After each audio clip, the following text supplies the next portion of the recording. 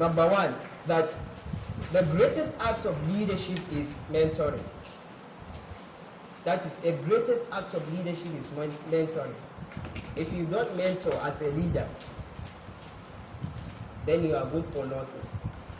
Because when you are gone, who will be there to continue from the very point you stop? So, right from the time you are acting as the leader, you have to start picking the people that you mentor, and they will be your replacement. Another is that if what you learn, achieve, accumulate as a leader dies with you, then you are a generational failure. As a leader, if everything you accumulate concerning ideas, experience, whatever you learn, and whatever you achieve during your time, your administration, if they also die with you, then you are not just a failure, but a generational failure. And you can only leave that legacy. You can only achieve that in leaving behind you a very good legacy by mentoring people, by leaving people that will serve as your replacement. And they also say mentoring is the manifestation of the highest level of personal maturity, security, and self-confidence. If you are confident enough, if you are quite mature, and you are also secure, you know that what you are doing is good, and you have confidence in yourself, then what you do is you mentor. Because what you have will be manifest in the people that you mentor. Just like our prophet, our beloved prophet Muhammad sallallahu alaihi wasallam, how he mentored his companion. I could say the challenges that were faced during his time were far, far less than the challenges that were faced after his time. Yes. And they handled it very well. Look at the time of Abu Bakr. When the Muslim world was faced with the challenges of apostasy, of treason, and so many things. Yeah. And Abu Bakr radiallahu anhu, in collaboration with companions, the Ashatul Murshid and others, they handled that problem very well, to the extent that they crushed all challenges. They overcome everything that were seen then as a challenge to Islam. So if you don't mentor people, you are good for nothing.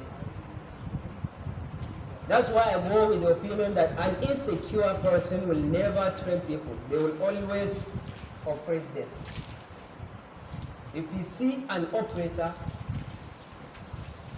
so tell him that he is an insecure person.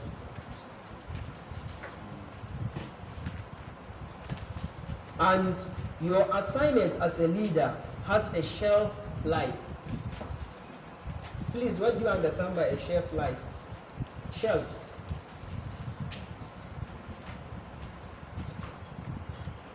Best before. Now? Best before. Best before. Best before. But when you see disorganization, too much noise, doing things unplanned, too much of fire service approach, then that is revealing to you the leadership there is very bad. And this is directly hammering a nail on our heads. So we have to take correction. May Allah subhanahu wa ta'ala help us. And You have to understand as a leader that you will die one day. One day you will die. So train your replacement. By all means necessary. I will not stop citing an example with my beloved prophet. He know that he will be no more one day. And he trained very well his replacements. Not even replacements. And they did it well.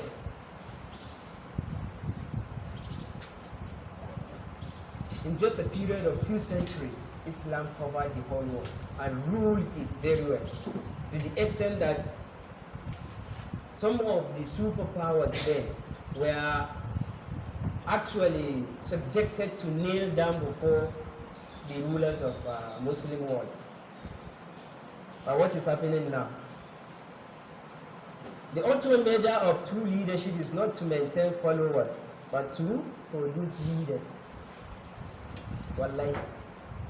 So we have to understand these points very well. And you have to understand that your goal as a leader is to destroy the dependency of people around you. If they so much depend on you, that means you are not a leader.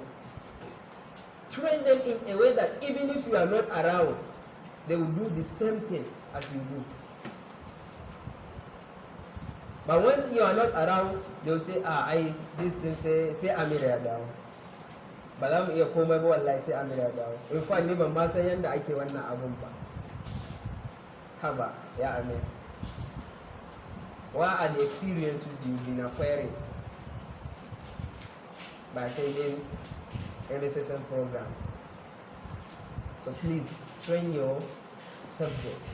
Remove from them that sense of dependency.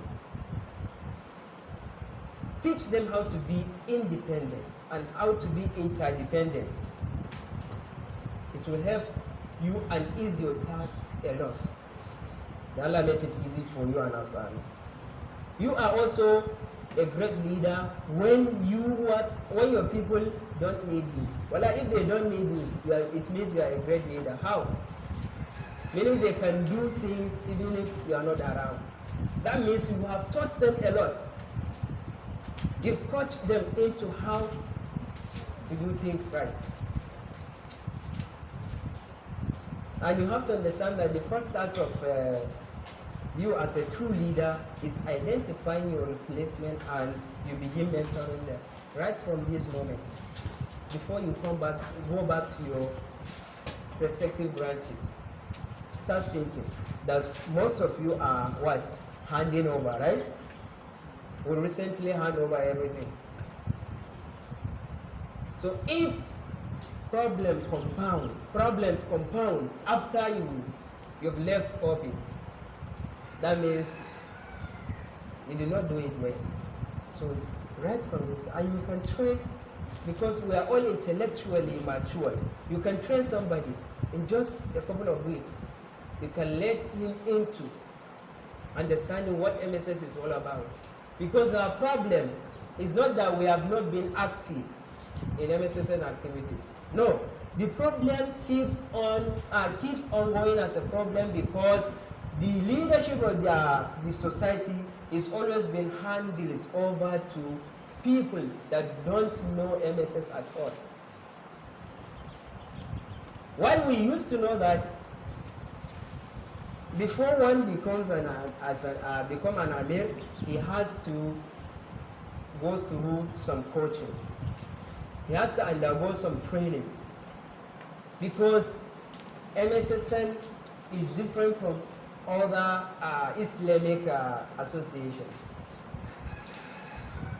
MSSN has her own unique goals and objectives. It has a vision, and it also has a mission, uniquely different from the rest. So if you don't understand those things, if you don't understand MSSN activities and activism, there is no way you will take it to the right destination.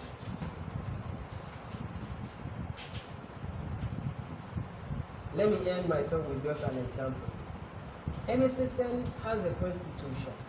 And the Constitution says a shura is the only body responsible to nominate leaders of each and every branch, area, unit, or even the zone. But in our own institutions, in our own branches, we have the practice.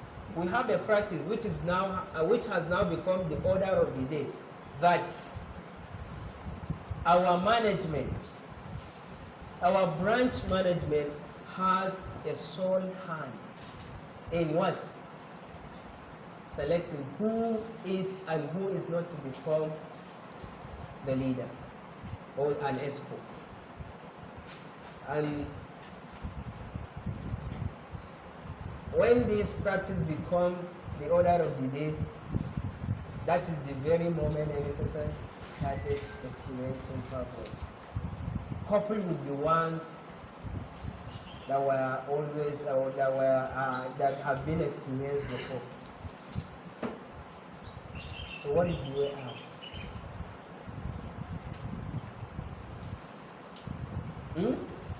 MSSN, for our understanding, is an interest group.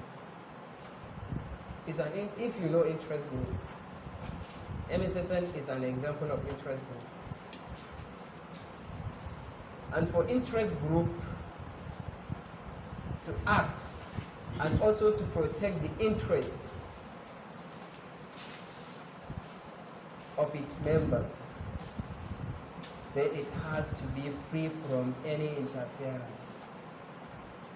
It has to be solely run, financed, and administered by those people that share the common interest.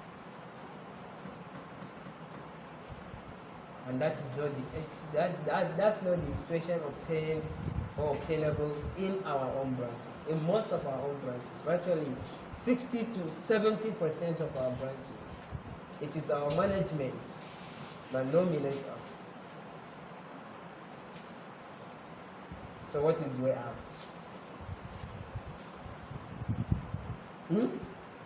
And this has been impeding the society from progressing. Is that not so? So let us think for the way out, please. This is not our own association. It is not. It belongs to nobody among us. It belongs to the religion. May Allah subhanahu wa ta'ala keep helping us. May Allah subhanahu wa ta'ala guide us aright. Let us think for the way out. أقول لقولي هذا وأستغفر الله لي ولكم ولسائر المسلمين والسلام عليكم ورحمة الله وبركاته.